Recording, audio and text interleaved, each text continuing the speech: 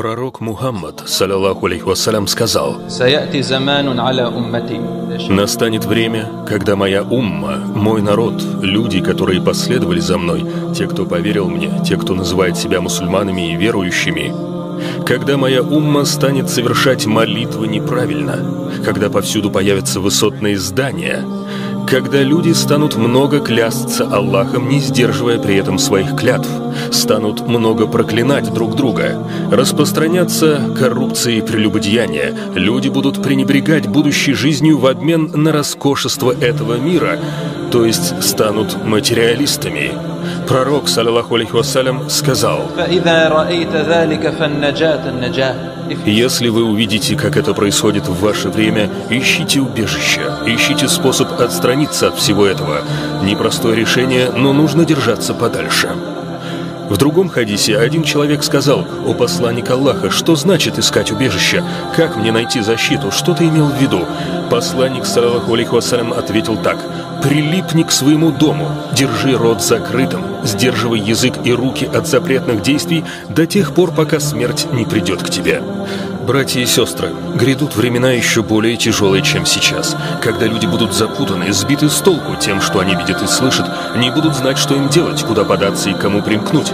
Им останется лишь сидеть в своих домах, воздерживаясь от всего этого, потому что они уже не смогут сделать что-то большее. Они хотят творить добро, но куда им податься? Хотят избегать плохого, но оно уже заполнит все вокруг. Люди часто спрашивают меня, почему ислам говорит, что все вокруг харам, запретно? Это неправда. Ислам не говорит, что все запретно. Вокруг нас стало очень много харама и нечестия, потому и кажется, что ислам запрещает все подряд. Мы с вами живем во времена, о которых пророк, саллаллаху алейхи вассалям, сказал: «Грехи будут восприниматься легко, а скромность, умеренность обесценится, и от этого перестанет цениться человеческая жизнь». Все эти хадисы можно найти в Сахих Муслим и Бухари, Тирмизи, Абу Дауда, Ибн Маджа, Ан-Нисаи, в так называемом шестикнижии хадисов. Пророк, саллаллаху алейхи вассалям, сказал о том, что молящиеся станут молиться неправильно, без должного смысла и значения слова «молиться». Свои пятикратные молитвы они будут совершать второпях, небрежно, без придания должного значения. Если на их пути встают деньги, молитва откладывается. Если что-то мирское манит их, молитва отходит на второй план. И еще он сказал о распространении высотных зданий. Информация об этом не спосылалась ни один раз. Однажды ее принес Джибриль, алейхиссалям, явившись в образе человека. Умар ибн аль-Хаттаб, да будет доволен им Аллах, рассказал: «Мы увидели, как пришел некий человек. В тот момент пророк сидел с нами в мечети. У человека была и сине-черная борода, волосы и белоснежная одежда. Он не выглядел как путник, потому что его одеяние не запылилось. Никому из нас он не был знаком. Кто же это был?» Человек уважительно заговорил с пророком, саллаллаху алейхи вассалям, задал ему несколько вопросов, последним из которых был такой: «Когда настанет последний час? Когда случится конец света?» Пророк, саллаллаху алейхи вассалям, ответил: «Вопрошаемый знает об этом часе не более вопрошающего». То есть ни тебе, ни мне это неведомо. Мы спросили у пророка о знаках приближения последнего часа. Он упомянул две вещи. Внимание! Когда мать раба Аллаха, это один из наиболее вероятных смыслов толкований, когда мать родит дочь, и эта дочь станет госпожой над своей матерью, а мать ее рабыней. В другом хадисе посланник Аллаха, саллаллаху алейхи вассалям, сказал, что сын, именно сын, мальчик, станет настолько близок с друзьями, что отдалится от своего отца.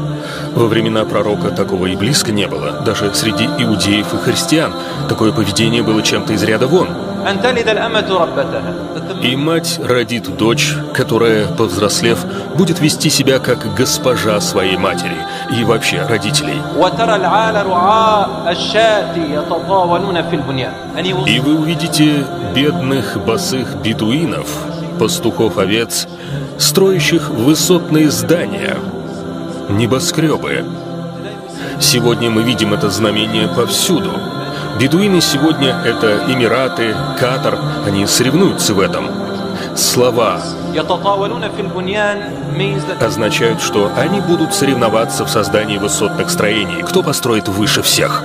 Материализм и технологии – вот что завладело умами людей сегодня. Если взглянуть на современное общество, можно видеть, что когда люди говорят «мы больше не живем в пещерах, мы не в каменном веке», тем самым они пытаются сказать, что продвинулись и стали более разумными. В чем же мы продвинулись? Пророк, саллаллаху алейхи вассалям, сказал: они будут соревноваться в том, кто сумеет построить здание выше других.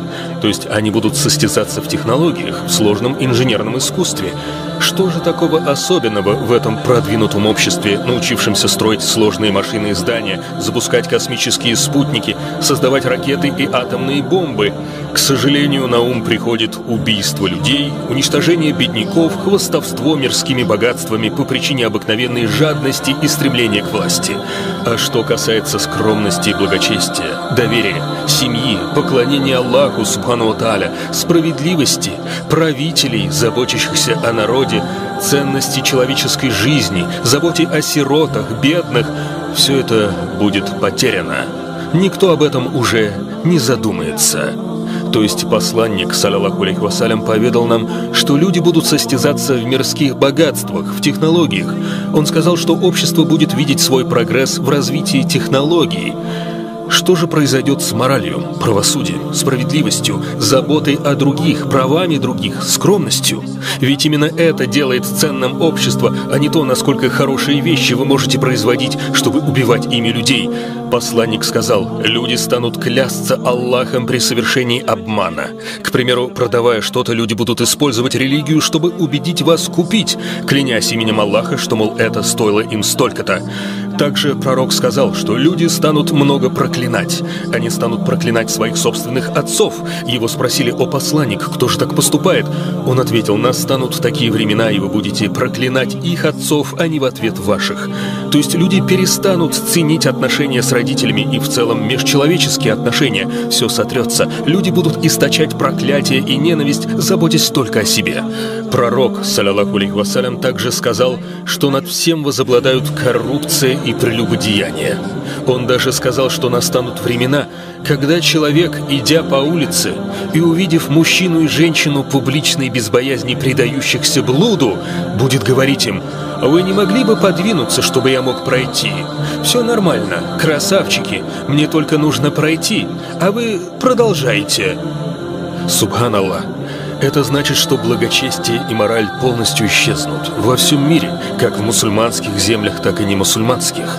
Блуд распространится настолько, что мужья и жены начнут разводиться, а дети станут жить сами по себе. Мораль исчезнет, потому что люди перестанут контролировать похоть и перестанут создавать семьи, боясь связать себя обязательствами.